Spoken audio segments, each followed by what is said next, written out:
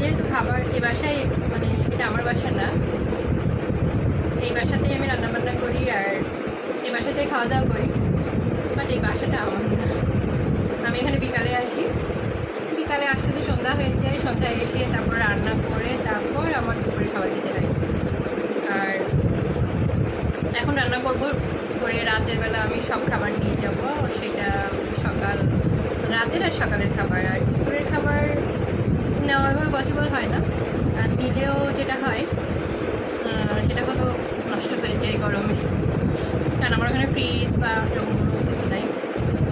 তো এই জন্য দুপুরের খাবারটা এখানে এসে সন্ধ্যায় খেতে হয়।